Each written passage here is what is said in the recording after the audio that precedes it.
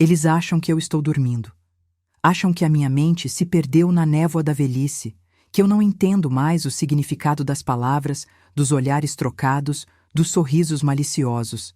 Meus filhos brindam com o champanhe que compraram com o dinheiro da minha aposentadoria, comemorando a venda da casa que eu construí tijolo por tijolo com o pai deles. Eles riem, aliviados, dizendo um para o outro: finalmente acabou, agora é só esperar a natureza fazer o resto. Mas eles não sabem de uma coisa: eu estou acordada, estou lúcida. E no bolso do meu roupão de lã, meu gravador está ligado há 40 minutos. Eles não fazem ideia de que a velha senil do canto da sala está prestes a transformar a vida perfeita deles em um pesadelo judicial. O jogo virou e eles nem perceberam que já perderam. Meu nome é Amélia. Tenho 82 anos de uma vida que foi, na maior parte do tempo, cheia de luta, de orgulho e de um amor que eu achava que era incondicional. Hoje, eu moro no quarto número 12 do Lar Recanto de Paz. O nome é bonito, soa acolhedor, quase poético, não é? Mas quem vive aqui sabe que a paz que eles vendem é, na verdade, o silêncio do esquecimento. É a paz de quem foi deixado para trás, como um móvel antigo que não combina mais com a decoração moderna da sala de estar e é despachado para um depósito empoeirado. Antes de vir para cá, eu tinha uma vida. Não uma vida de luxo, mas uma vida digna, construída com o suor do meu rosto e as calosidades das minhas mãos. Eu e meu falecido marido, o Antônio, começamos com nada. Éramos dois jovens cheios de sonhos e com muita disposição para o trabalho. Eu costurava para fora, virava noites em cima de uma máquina Singer barulhenta, enquanto o Antônio trabalhava na construção civil. Juntos, economizamos cada centavo, privando-nos de roupas novas, de viagens, de qualquer supérfluo, tudo para dar aos nossos filhos, o Gustavo e a Renata, o que nós nunca tivemos. E conseguimos. Com o tempo, minha pequena costura virou uma confecção respeitada no bairro. O Antônio abriu sua empreiteira, compramos terrenos, construímos nossa casa grande com varanda e jardim, aquela casa onde os almoços de domingo eram sagrados.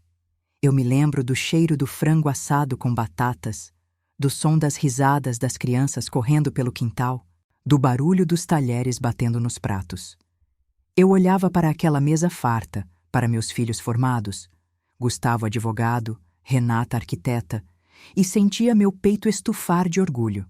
Eu pensava: valeu a pena. Cada noite sem dormir, valeu a pena. Eu criei cidadãos de bem, criei uma família unida. Como eu fui ingênua. Como o amor de mãe pode nos cegar, colocando uma venda suave sobre nossos olhos para que não vejamos a ganância crescendo no coração daqueles que amamentamos. A mudança começou sutil, quase imperceptível, logo depois que o Antônio faleceu, há 5 anos. O luto me deixou fragilizada, é claro. Perder o companheiro de uma vida inteira é como perder o chão. É como se metade do seu corpo fosse arrancada e você tivesse que reaprender a caminhar apenas com uma perna. Foi nessa época que a preocupação dos meus filhos começou a aparecer. Não era uma preocupação de carinho, de mãe, como você está se sentindo? Mãe, quer conversar? Era uma preocupação técnica, administrativa. Mãe, essa casa é muito grande para a senhora sozinha, dizia o Gustavo, com aquele tom de voz de quem fala com uma criança teimosa. A manutenção é cara, o jardim dá trabalho. E se a senhora cair nessa escada? É perigoso. Eu subo e desço essa escada há 40 anos, meu filho. Eu respondia, tentando manter a firmeza. E o jardim é a minha terapia. É onde eu converso com as minhas plantas, onde eu sinto a presença do seu pai. Mas eles insistiam. A Renata vinha com argumentos sobre segurança, sobre a violência da cidade, sobre como eles ficavam sem dormir de preocupação comigo morando sozinha naquele casarão. Começaram a plantar sementes de dúvida na minha cabeça. Será que estou esquecendo as coisas? Será que deixei o gás aberto? Cada pequeno lapso de memória, comum a qualquer pessoa de qualquer idade, era transformado por eles em um sintoma grave. Se eu perdia os óculos, Trocavam olhares significativos. Se eu repetia uma história, suspiravam com impaciência. Eles estavam construindo uma narrativa, e eu, na minha tristeza, comecei a acreditar nela. A virada aconteceu quando eu tive uma gripe forte no inverno passado. Nada grave, apenas uma febre que me deixou de cama por alguns dias. Mas foi o pretexto que eles precisavam. Fizeram uma reunião de família.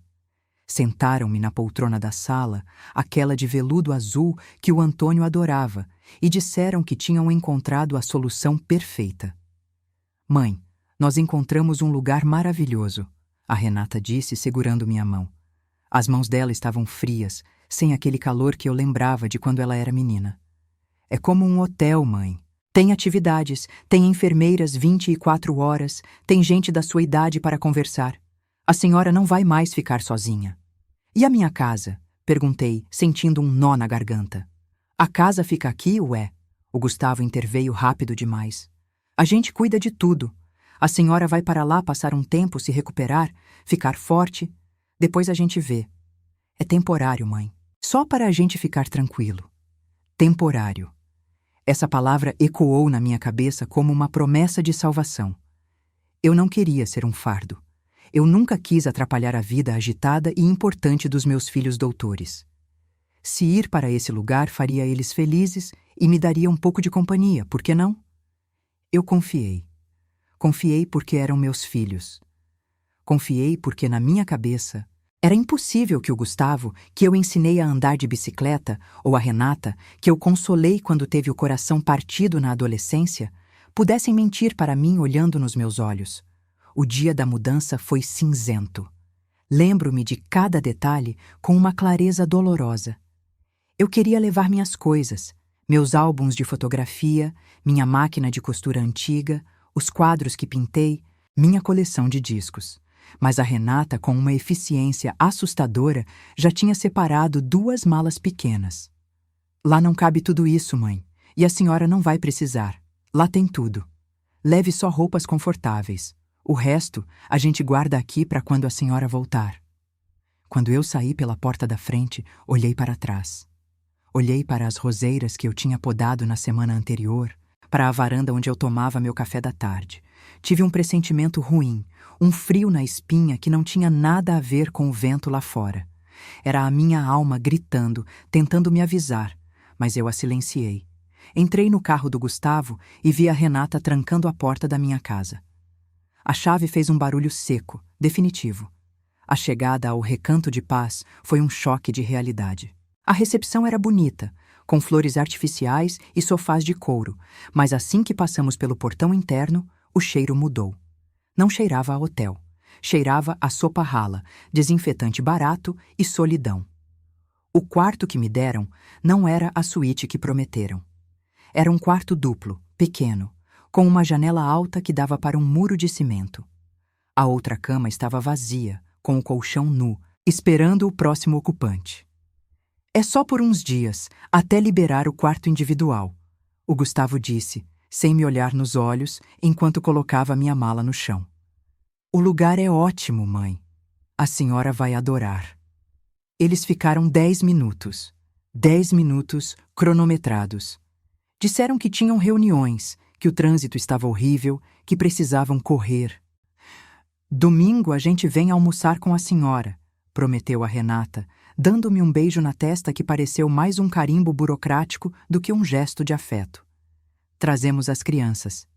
Eu sentei na beira da cama dura, ouvindo os passos deles se afastarem pelo corredor de linóleo. Ouvi o som do carro ligando lá fora, e então o silêncio caiu sobre mim. Não o silêncio de paz do meu jardim, mas um silêncio pesado, preenchido apenas pelo zumbido de uma lâmpada fluorescente que piscava no teto. A primeira semana foi de adaptação, ou pelo menos foi o que eu disse a mim mesma. Eu tentava ser otimista. Conversava com as enfermeiras que eram educadas, mas distantes, sempre correndo com carrinhos de remédios e pranchetas. Conheci outros moradores. Dona Ivone, que passava o dia segurando uma boneca de pano, achando que era sua neta. Seu Mário, que ficava na porta esperando um ônibus que nunca passava. Eu olhava para eles e pensava, eu não sou assim. Eu estou aqui só por um tempo. Eu tenho família. O primeiro domingo chegou. Eu acordei cedo, coloquei meu melhor vestido, passei um batom suave. Fiquei sentada no banco do jardim, olhando para o portão. Cada carro que entrava fazia meu coração disparar. 12h, 1h, 2 horas. O almoço foi servido no refeitório. Arroz empapado, feijão sem tempero e uma carne moída cinzenta. Eu não comi. Continuei esperando. Às 4 da tarde, o telefone da recepção tocou e a enfermeira veio me chamar. Era a Renata. Mãe, 1000 desculpas. A voz dela era afobada. O caçula teve uma febrezinha, não deu para sair de casa. E o Gustavo teve que viajar de última hora a trabalho. Mas semana que vem, sem falta, a gente tá aí. A senhora entende, né? Entendo, minha filha. Saúde em primeiro lugar, eu disse. O que mais eu poderia dizer? Eu não queria ser a velha chata que cobra a atenção. Eu engoli o choro, engoli a decepção e voltei para o quarto. As semanas foram passando e se transformando em meses. O temporário virou permanente sem que ninguém dissesse isso em voz alta. As visitas, que seriam semanais, viraram quinzenais, depois mensais. Eram visitas rápidas, protocolares. Eles chegavam, traziam um pacote de bolachas ou uma revista velha, ficavam olhando para o relógio e falando sobre como a vida estava corrida. Eu comecei a notar os pequenos sinais. Nas conversas, eles evitavam falar da casa. Quando eu perguntava do meu jardim, o Gustavo desconversava. Ah, o jardim. Tá lá, mãe. O jardineiro foi lá esses dias. Mas havia algo errado. Eu conhecia meus filhos. Eu sabia quando o Gustavo estava escondendo algo. Ele mexia na aliança, girando-a no dedo nervosamente. Eu sabia quando a Renata estava mentindo. A voz dela ficava meio oitava mais aguda. Ainda assim, eu mantinha a esperança. A esperança é uma coisa teimosa. Ela se agarra nas menores frestas. Eu pensava, eles estão trabalhando muito para garantir o futuro deles, assim como eu e o pai fizemos. Eu tentava justificar o abandono. Eu me culpava. Talvez eu fosse mesmo um peso. Talvez eu falasse demais. Talvez eu cheirasse a velho. Foi numa tarde de terça-feira que a primeira grande rachadura apareceu na minha parede de ilusões. Eu estava na sala de TV, fingindo assistir a um programa de culinária, quando ouvi a voz da diretora do asilo conversando com alguém no corredor. A porta estava entreaberta. Sim, o depósito deste mês atrasou de novo, dizia a diretora num tom severo. Eu sei que o processo de inventário é complicado, mas precisamos manter as contas em dia.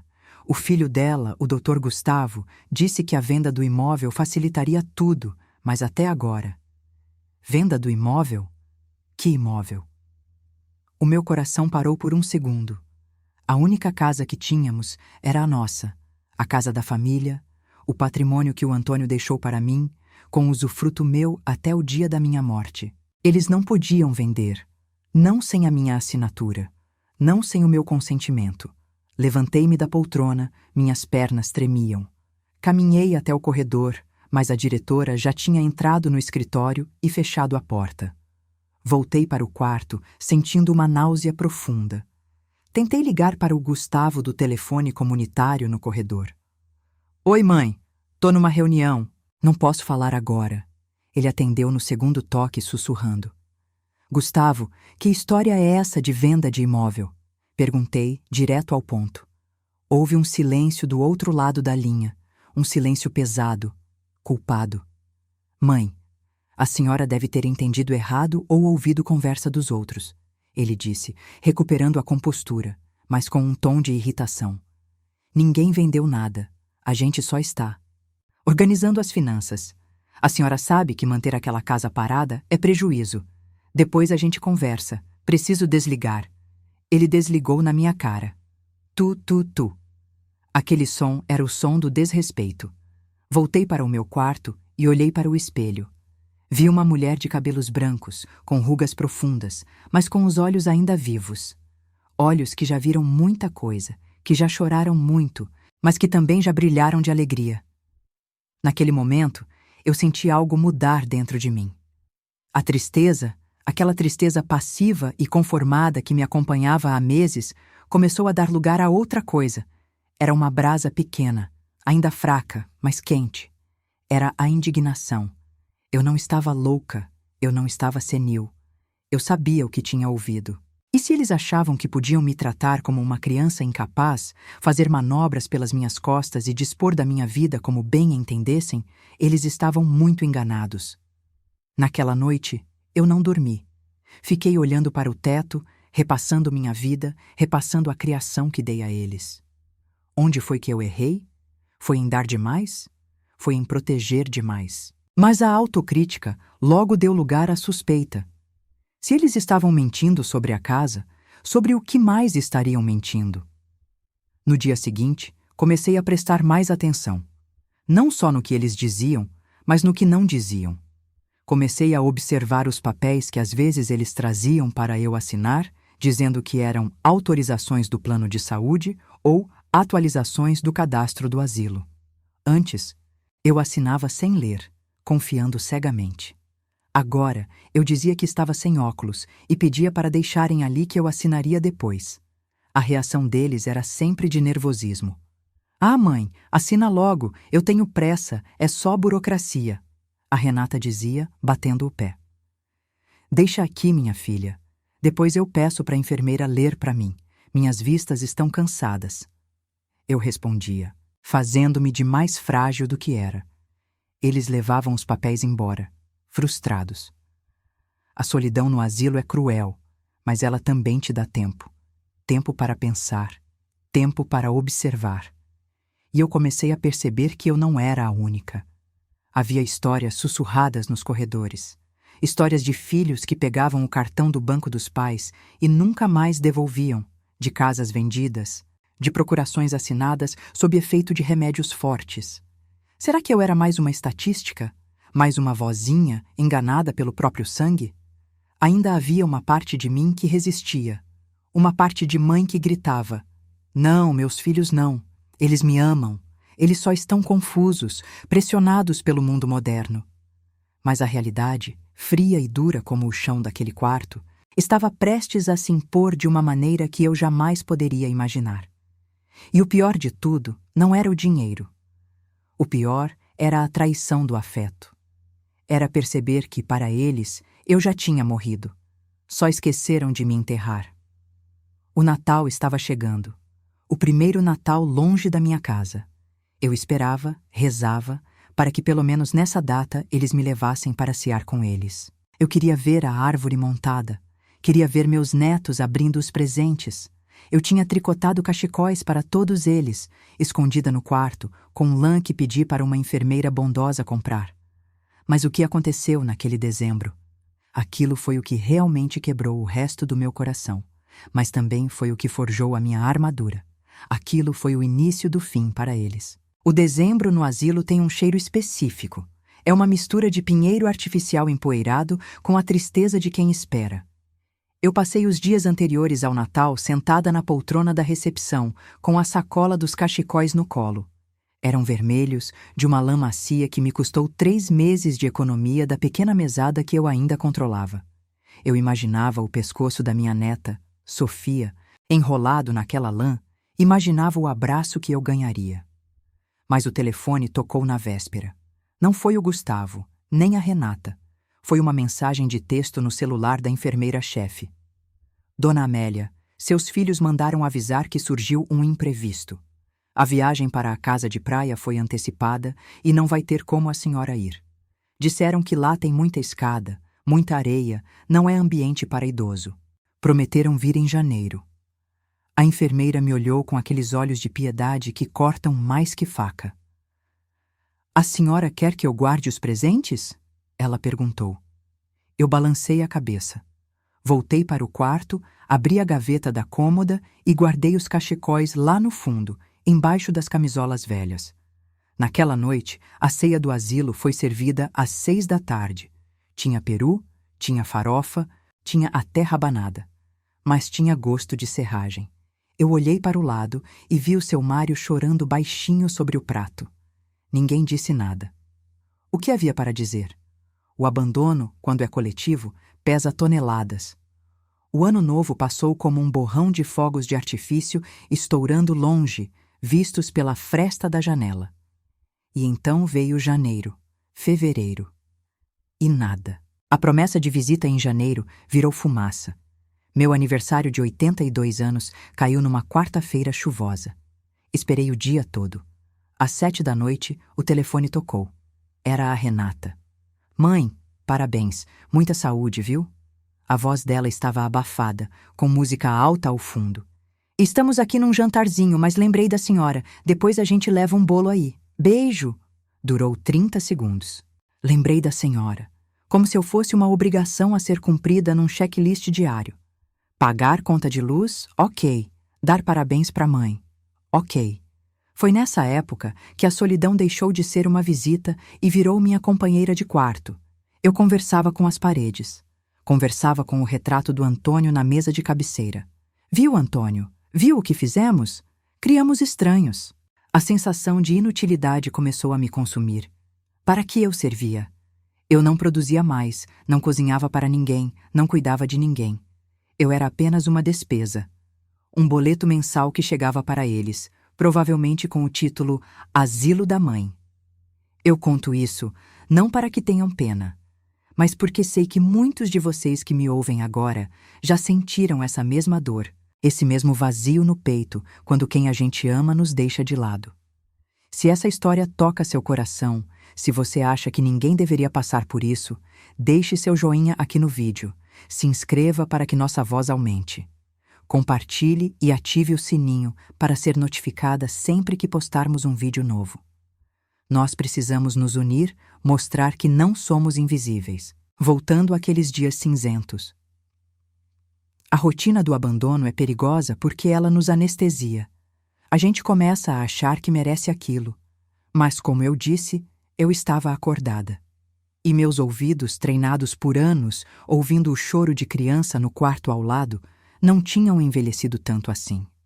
A primeira grande confirmação da traição financeira veio de onde eu menos esperava, da enfermeira Cláudia.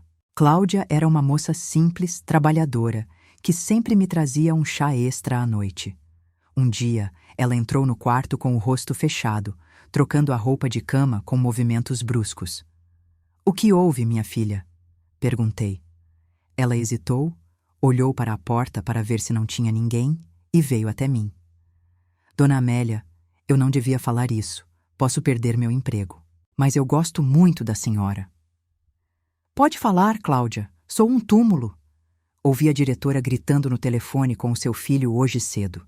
Ele disse que não ia pagar a mensalidade integral esse mês porque teve gastos com a reforma do apartamento novo.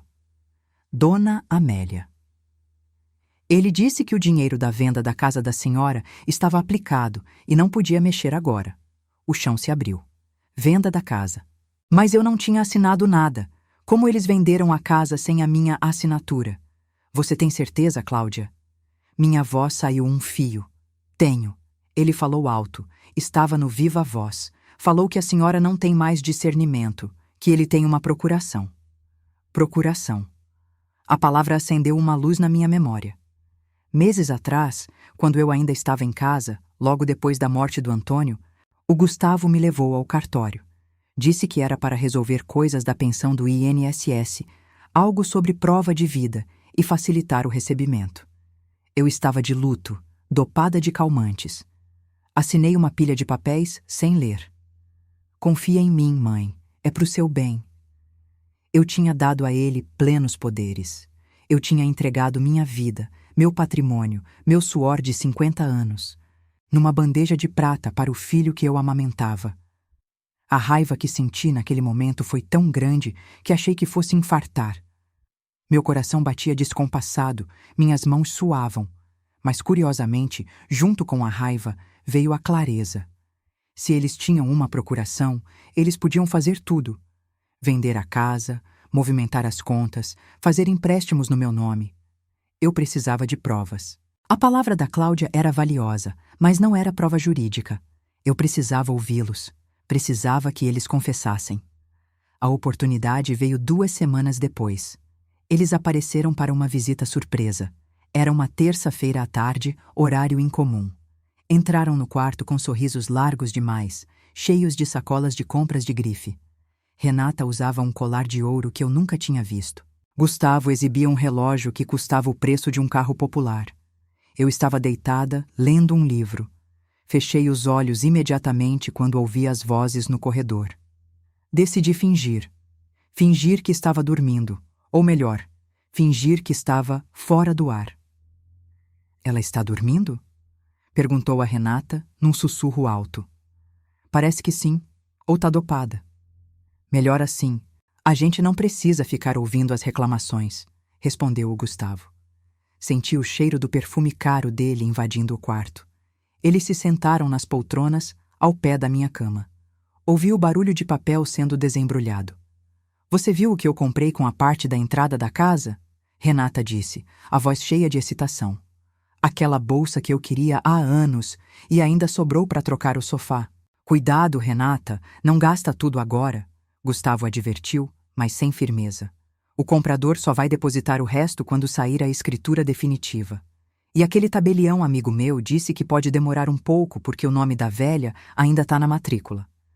Mas com a procuração de incapacidade mental que a gente está arrumando, vai ser rápido. Incapacidade mental? Renata riu. Mas ela tá ótima, Gustavo. Só tá velha. E quem precisa saber disso? O doutor Arnaldo assina o laudo pra gente. Ele me deve favores. A gente atesta que ela tem demência senil avançada que não responde por si. Aí a curatela é definitiva.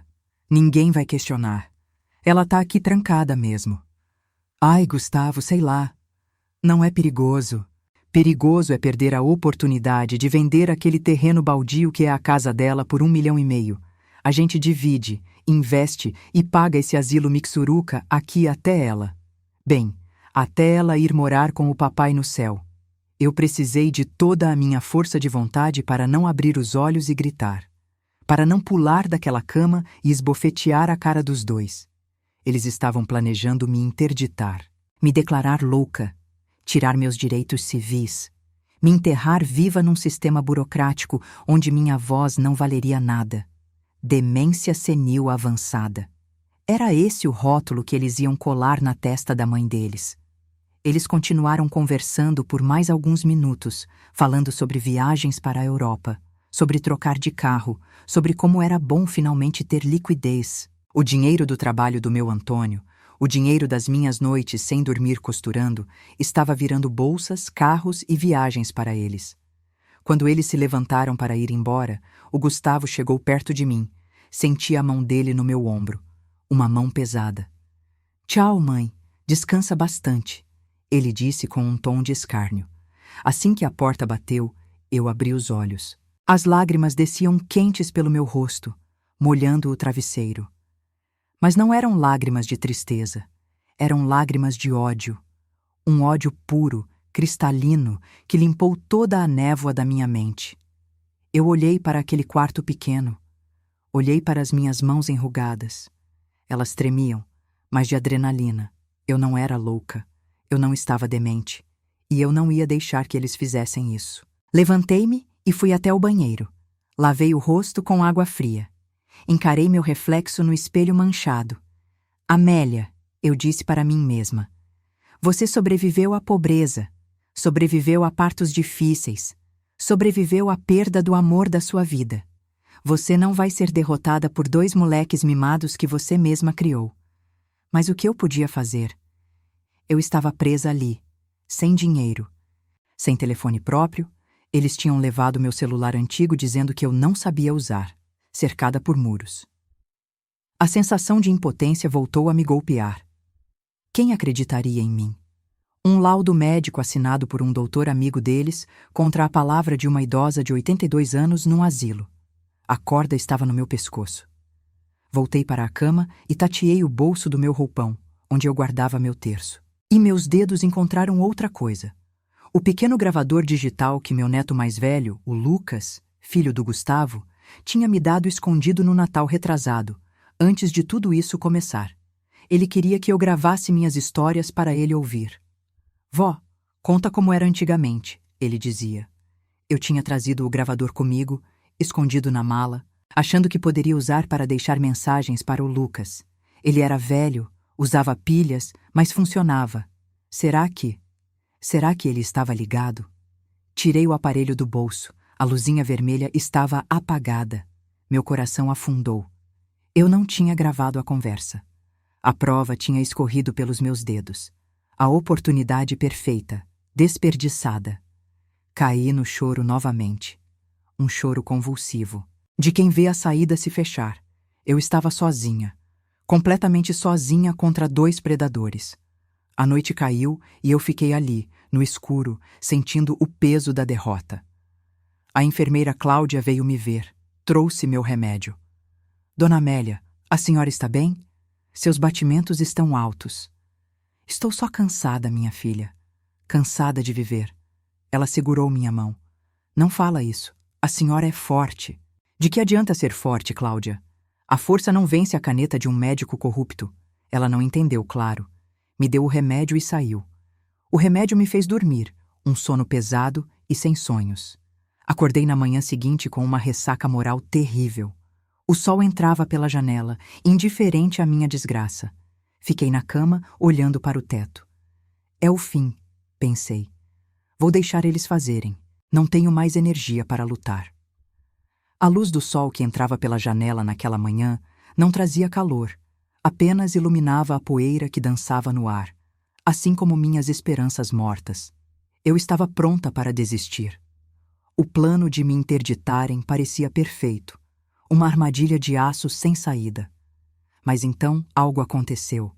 Algo pequeno, mas que mudou o curso da história. A enfermeira Cláudia entrou para trazer o café da manhã. Diferente dos outros dias, ela fechou a porta atrás de si e puxou uma cadeira para perto da minha cama. Dona Amélia, eu preciso te contar uma coisa. Eu não dormi a noite toda pensando nisso, ela sussurrou, tirando um papel dobrado do bolso do jaleco. Ontem, depois que seus filhos saíram, o seu Gustavo deixou cair isso no corredor. Eu peguei para devolver, mas eu li. Ela estendeu o papel trêmula. Meus óculos estavam na mesa de cabeceira. Coloquei-os com dificuldade e peguei a folha. Era uma minuta de um contrato.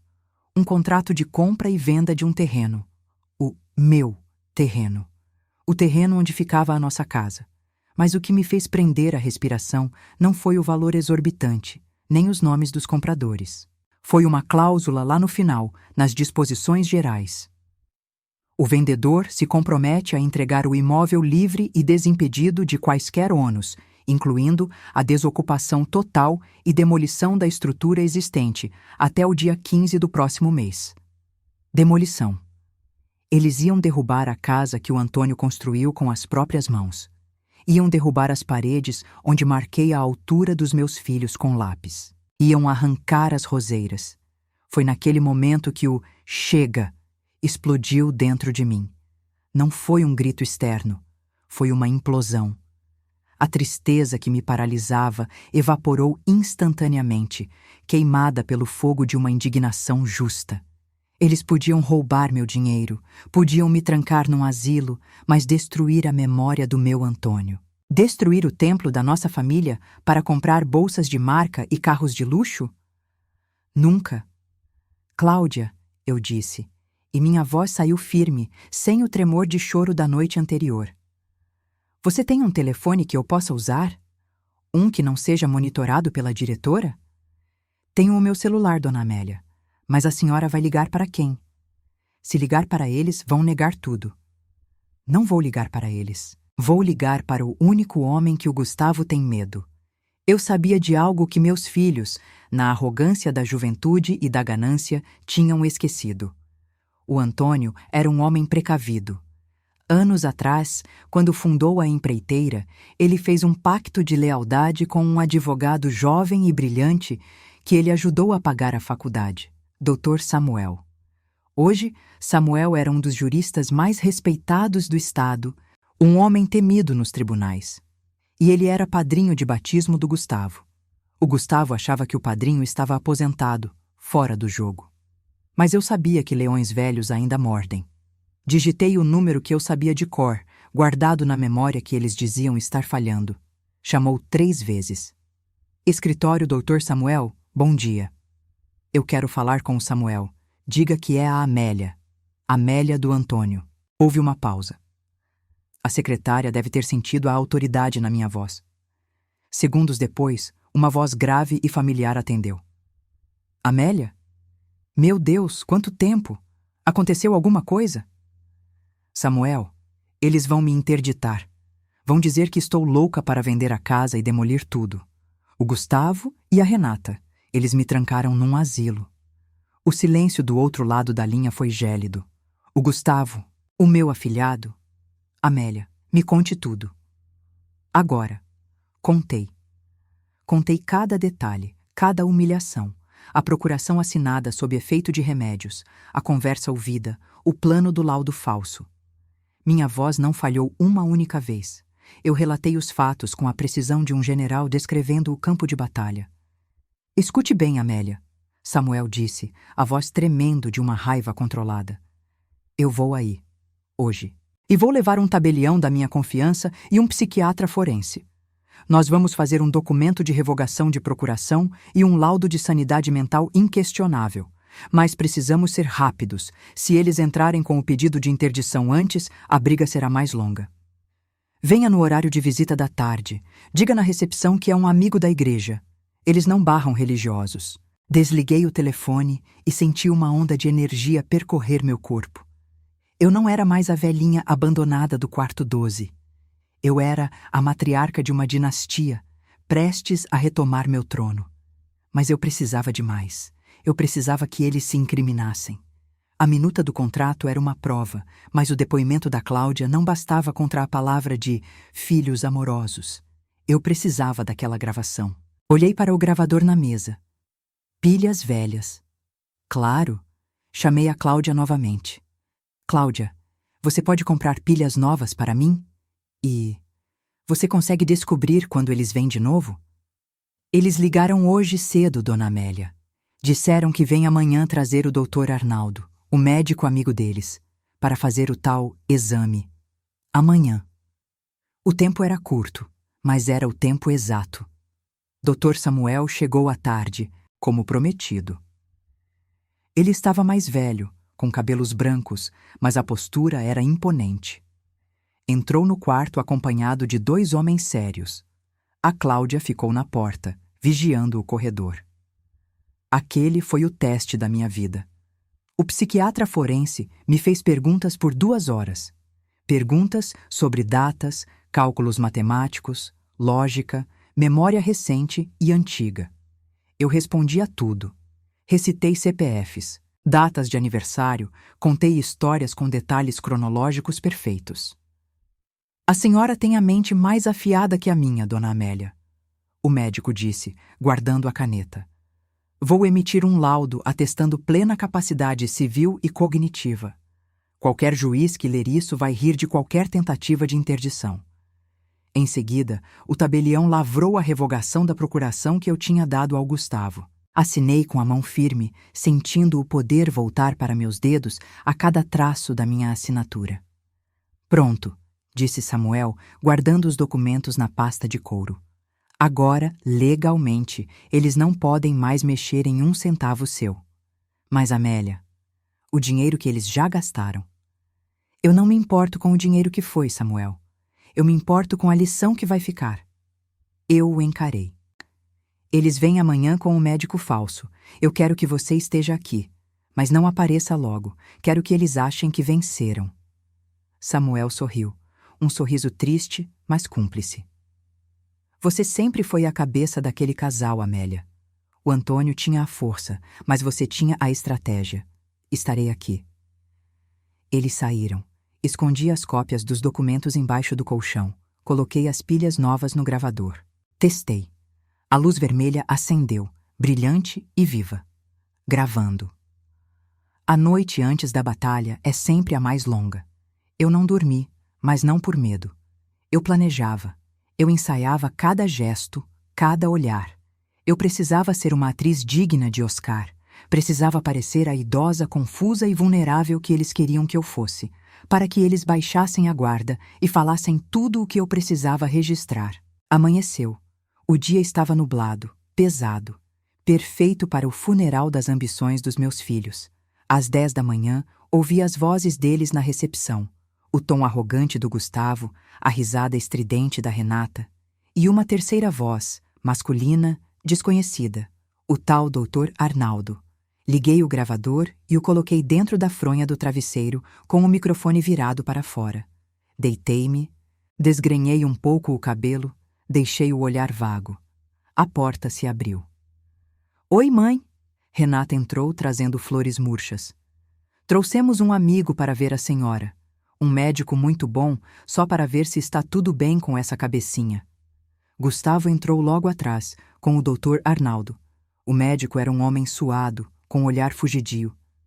Bom dia, dona Amélia, disse o médico, sem nem chegar perto. O Gustavo me contou que a senhora tem estado muito confusa, esquecendo quem são seus filhos. Quem é você? Perguntei, fazendo a voz tremer. Cadê o Antônio? O Antônio disse que ia comprar pão. Vi o Gustavo sorrir para a Renata, um sorriso de triunfo nojento. Viu, Arnaldo? Gustavo disse, relaxando os ombros. Ela parou no tempo. Acha que o pai ainda está vivo? É triste, mas é irreversível. A gente precisa dessa curatela para ontem. O comprador do terreno está pressionando. O caso é claro. O médico concordou, tirando um bloco de notas. Vou preparar o laudo agora mesmo. Demência vascular avançada, incapacidade total de gerir atos da vida civil. Isso resolve o problema da venda da casa e das contas bancárias, Gustavo. Ótimo, Renata suspirou. Porque aquele dinheiro que eu peguei da conta dela para pagar a viagem da Disney já está fazendo falta no saldo. Se o juiz bloquear antes da gente vender a casa, estamos ferrados. Peguei. A confissão. Clara, nítida, gravada para a eternidade. Eles admitiram a venda, a fraude no laudo e o roubo do dinheiro da conta. Eu continuei atuando. Eu quero ir para casa. Gemi. A senhora não tem mais casa, mãe. Gustavo disse, com uma crueldade desnecessária, chegando bem perto do meu rosto. A casa vai pro chão semana que vem. Acabou. A senhora vai ficar aqui até o fim. Aceita que dói menos. Foi a deixa. A deixa para eu abandonar o personagem. Sentei-me na cama. Devagar, arrumei meu cabelo com as mãos. Endireitei a coluna. E então, fixei meus olhos nos olhos do Gustavo. O olhar vago desapareceu. A velhinha confusa sumiu. Quem estava ali era Amélia, a mulher que negociou contratos com fornecedores difíceis por 30 anos, a mulher que levantou um império do nada. Você tem certeza disso, meu filho? Perguntei. Minha voz agora era gelo puro, clara, articulada, potente. Gustavo recuou um passo, assustado com a mudança repentina. O quê? Mãe? Eu perguntei se você tem certeza de que a casa vai para o chão, porque segundo o artigo 171 do Código Penal, estelionato é crime, e formação de quadrilha também, e falsidade ideológica médica. Olhei para o Dr. Arnaldo, que empalideceu. Da perda de CRM e cadeia. Mãe, do que a senhora está falando? Renata gaguejou. Estou falando que eu não sou demente, Renata. Estou falando que eu ouvi tudo. E estou falando que vocês acabaram de confessar vários crimes para um gravador ligado. Tirei o gravador debaixo do travesseiro e mostrei a luz vermelha acesa. O silêncio que caiu no quarto foi ensurdecedor. O Gustavo abriu a boca, mas nenhum som saiu. O Dr. Arnaldo começou a suar bicas. Isso não vale nada. Gustavo gritou, tentando recuperar o controle, partindo para cima de mim para pegar o aparelho. Me dá isso aqui, sua velha louca! Nesse momento, a porta do quarto se abriu. E não foi a enfermeira Cláudia, foi o Dr. Samuel. E atrás dele, 2 policiais militares. Bom dia, afilhado, disse Samuel com a voz trovejante. Eu sugiro que você não toque num fio de cabelo da minha cliente, ou a lista de crimes vai aumentar com agressão a idoso. Gustavo congelou. Ele olhou para Samuel, olhou para mim, olhou para os policiais. O mundo dele, aquele castelo de cartas construído sobre a minha suposta fragilidade, começou a desmoronar em câmera lenta. Padrinho? Gustavo sussurrou. Advogado da senhora Amélia para você, Gustavo. Samuel entrou no quarto e parou ao meu lado. Nós temos uma revogação de procuração registrada em cartório ontem. Temos um laudo de sanidade emitido por um perito judicial. E agora, pelo visto, temos uma gravação de confissão de fraude. Eu me levantei da cama. Fiquei de pé, apoiada nos meus próprios pés, sem precisar de ninguém. Caminhei até a Renata, que chorava encolhida no canto. Vocês acharam que eu era descartável, eu disse, olhando para os dois. Acharam que porque eu sou velha, eu sou burra. Acharam que podiam apagar a minha história e ficar com o lucro. Mãe, por favor, a gente pode explicar. Renata soluçou. Explicar? Eu ri, um riso sem humor. Vocês vão ter muito tempo para explicar, mas não para mim, para o juiz. Virei-me para os policiais. Senhores, eu gostaria de prestar queixa formal contra esses 3 cidadãos, e quero que eles sejam retirados do meu quarto. O ar aqui ficou irrespirável. A transformação estava completa. A vítima tinha virado o algoz, e a justiça, aquela que tardava mas não falhava na boca do povo, estava prestes a cair sobre eles como uma guilhotina. Eu senti uma paz estranha, uma frieza necessária. Não era alegria, era a satisfação do dever cumprido. Eu tinha protegido o que era meu. Eu tinha protegido a minha dignidade. Eles foram levados para fora, escoltados. O Dr. Arnaldo tentou argumentar que foi enganado, mas Samuel já estava ao telefone com o Conselho Regional de Medicina. Gustavo me olhou uma última vez antes de sair. Não havia amor naquele olhar, apenas medo. Medo puro. Sentei-me novamente na cama, mas agora como uma rainha em seu trono. A Cláudia entrou correndo, com lágrimas nos olhos, e me abraçou. A senhora conseguiu, dona Amélia. A senhora conseguiu. Ainda não acabou, Cláudia, eu disse, acariciando o cabelo dela. Agora vem a parte difícil. Agora o mundo vai saber quem eles são. E eu estava pronta. Pronta para expor tudo. Pronta para recuperar minha casa, minha vida e minha honra. Eles queriam guerra? Eles teriam guerra. Ver o carro da polícia se afastar, levando os meus filhos no banco de trás, não foi a vitória que eu imaginava. Não houve fogos de artifício no meu coração, nem uma sensação de alegria explosiva. O que houve foi um silêncio profundo, um vácuo. Era o fim de uma era e o começo de outra, mas o gosto na minha boca era amargo. Era o gosto de saber que eu estava certa, mas desejar desesperadamente estar errada. Que mãe deseja estar certa sobre a maldade dos próprios filhos? Nenhuma. Mas a sobrevivência exige que a gente encare a verdade, por mais feia que ela seja. O Dr. Samuel cuidou de tudo naquele dia. A enfermeira Cláudia, ainda trêmula pela confusão, me ajudou a fazer as malas. Dessa vez, não eram malas de quem estava sendo despejada, mas de quem estava se libertando. Enquanto eu dobrava minhas roupas, a diretora do asilo apareceu na porta, pálida, gaguejando desculpas, dizendo que não sabia de nada, que foi enganada pelo Dr. Gustavo. Eu apenas a olhei e disse: "A sua omissão foi cúmplice. O meu advogado entrará em contato." Ela engoliu em seco e saiu. O medo muda o lado das pessoas muito rápido. Saí do recanto de paz pela porta da frente, de cabeça erguida, apoiada no braço do Samuel. O sol da tarde parecia diferente lá fora. Parecia meu. O ar não cheirava mais a desinfetante e sopa velha. Cheirava a liberdade. Quando o carro do Samuel estacionou na frente da minha casa, meu coração falhou uma batida. O jardim estava alto.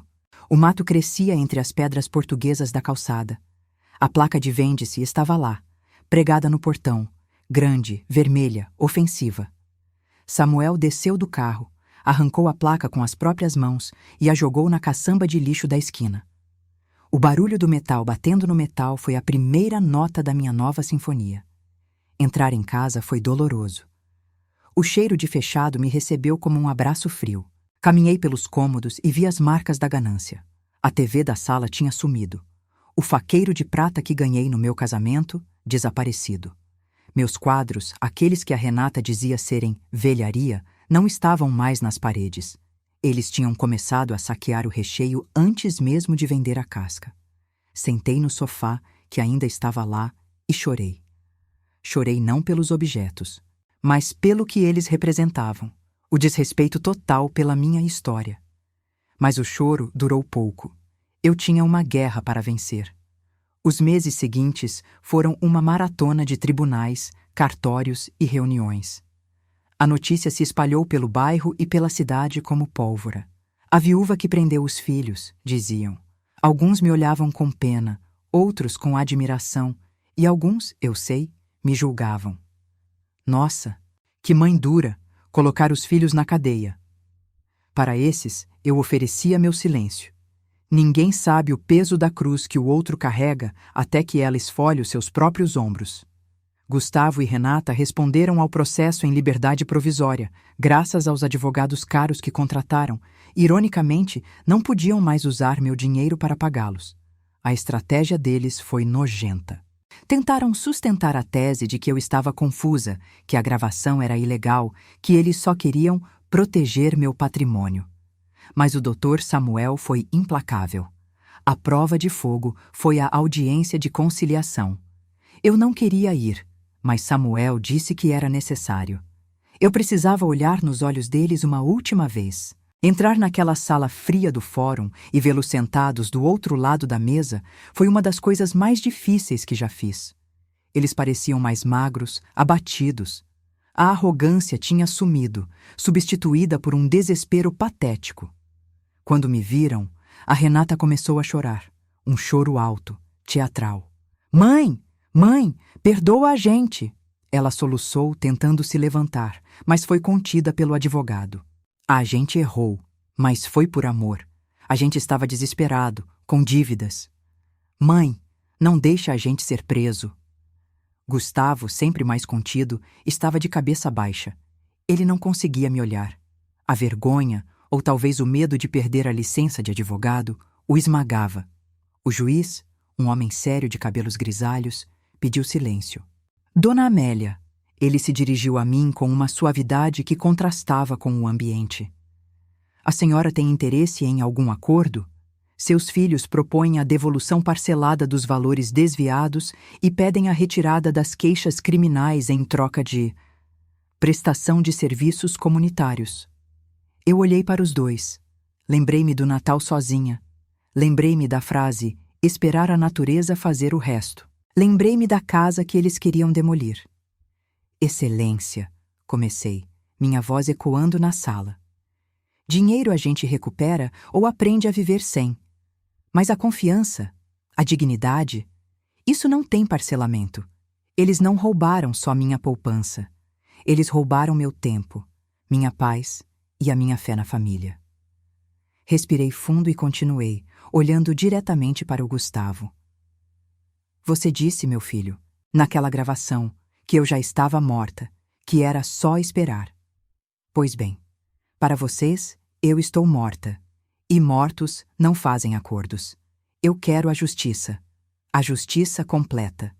O silêncio deles foi a resposta. Eles sabiam que tinham perdido. Não haveria abraço final, não haveria, tudo bem, mamãe perdoa. A mamãe que perdoava tudo tinha ficado lá no quarto 12 do asilo. Quem estava ali era a Amélia cidadã, exigindo seus direitos. A sentença saiu 4 meses depois. Foi um dia histórico. Estelionato, apropriação indébita, violência patrimonial e psicológica contra idoso e associação criminosa. O Dr. Arnaldo perdeu o CRM e foi condenado a regime semiaberto. Gustavo e Renata foram condenados a 4 anos de reclusão, convertidos inicialmente em penas restritivas de direitos pesadas e multas altíssimas, mas a mancha na ficha criminal destruiu a vida social e profissional deles. Gustavo foi suspenso da OAB. Renata perdeu o emprego no escritório de arquitetura renomado onde trabalhava. Mas o golpe final, aquele que doeu mais neles do que a cadeia, foi o testamento. O Brasil tem leis que protegem os herdeiros, garantindo que eles recebam parte da herança. É difícil deserdar um filho, mas não é impossível. O Dr. Samuel, com sua brilhante competência, utilizou a sentença criminal para fundamentar a indignidade dos herdeiros. Segundo a lei, quem comete crime contra a honra ou patrimônio dos pais pode ser excluído da sucessão. Assinei o Novo Testamento na minha mesa de jantar, a mesma onde eles comeram tantas vezes. Deixei tudo, a casa, as economias recuperadas, os investimentos, para duas instituições. Uma que cuida de idosos abandonados e outra que oferece bolsas de estudo para jovens carentes. E, claro, deixei uma quantia generosa para a Cláudia. Falando na Cláudia, ela foi a luz que surgiu no meio dessa escuridão. Depois que foi demitida do asilo por ter me ajudado, sim, eles tiveram a coragem de demiti-la. Eu a contratei, não como enfermeira, mas como acompanhante e governanta. Hoje, ela mora comigo. A casa voltou a ter vida. O cheiro de bolo de fubá voltou a perfumar a cozinha. Cláudia trouxe o filho dela, um menino de 10 anos, chamado Pedro, esperto e carinhoso, que corre pelo jardim e me chama de Vó Amélia. Não é meu sangue. Mas o sangue, eu aprendi da maneira mais dura, não garante lealdade. O amor é construído no dia a dia, no cuidado, no respeito. Pedro me ensina a mexer no tablet, me mostra vídeos engraçados, me ouve contar as histórias do Antônio. Ele tem mais interesse na minha vida do que meus filhos tiveram nos últimos 10 anos. Às vezes, à noite, eu ainda penso neles. Sou mãe, afinal. O cordão umbilical nunca se corta totalmente, ele apenas estica até doer.